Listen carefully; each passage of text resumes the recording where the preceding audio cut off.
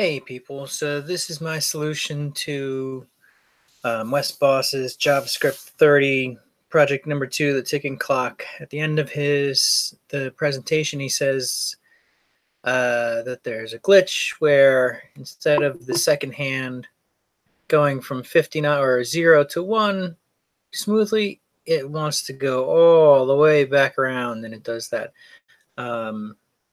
So he gives some suggestions at the end about how to fix it using JavaScript. And so I wanted to share my solution. Before I get to that, I wanted to just show one thing here. I made my hour hand a little shorter because he leaves it with both the hands the same length. And I figured first I tried to do just set the width without this right property, and I'll show you what happens when you do that.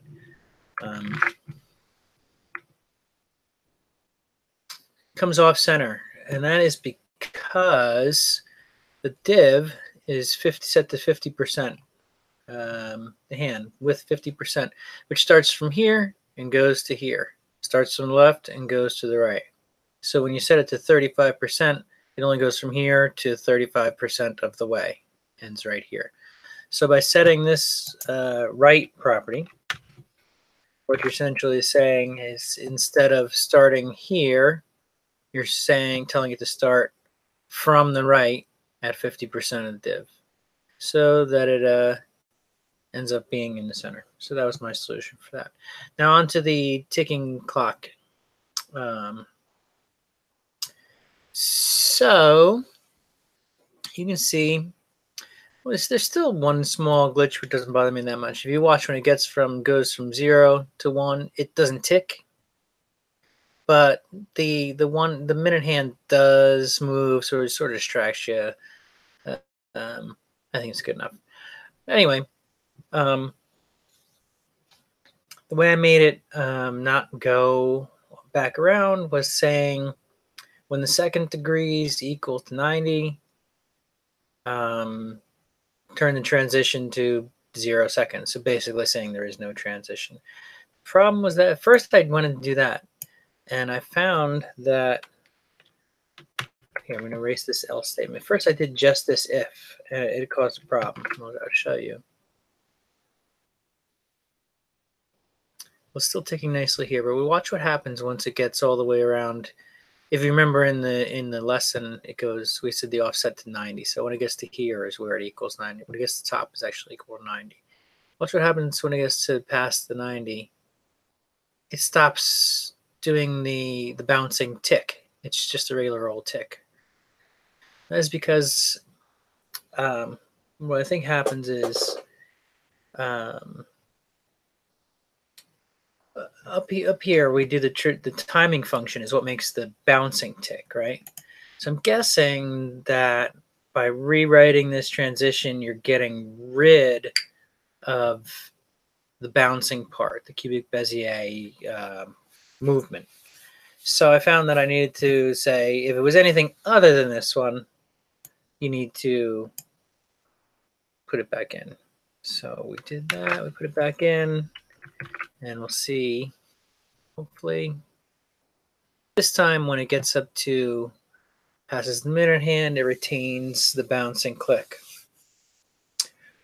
See, it's almost there, so let's see. There it goes, still doing that nice bouncing click. And by the way, this is the shorthand version of the transition.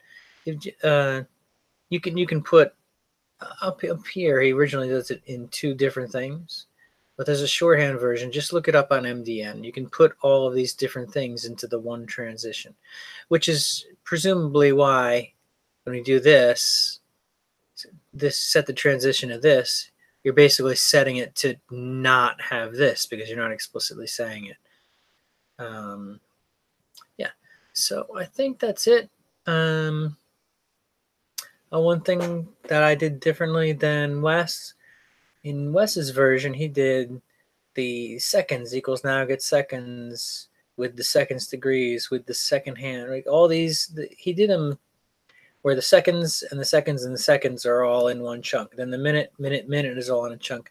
in my mind, it made more sense to put, since these things are basically doing the same thing, but for the seconds, minutes, and hours, it made more sense to me chunk these together. And then these are doing serving the same purpose, but doing for each hand. And so I thought it made sense to put them together. And then likewise with this. So I mean, it does the same thing for, and everybody conceptualizes these things differently. For me, it made more sense to group this together since they're all doing a similar thing, but these together since they're doing a similar thing. I'm not saying, obviously, I'm not saying there's something wrong with the way Wes did it. Just different people think about these things. He even says, there's a million ways to do these things, right? This was just in here. This console log, by the way, was for when I was trying to figure out this thing. I thought this was going to be, well, let me show you. When it's just console logs the degree value. So this is the degrees of the second hand, degrees of the minute hand, degrees of the hour hand. You see when it switches right over here from the 444 to 90. I thought it was going to be at 450. I thought this number was going to be 450 at first. But I didn't. So that's why I had this in here to try and visualize what's going on. And when I eventually I just plugged in a couple of different ideas until I found the one that worked. And it turns out it was not the 450, it's the 90, which, okay. All right, guys, I think that's it. I feel like there's maybe a shorter version of this, but I don't know. It works. And yeah, that's it. All right. Thanks. See you in the next video.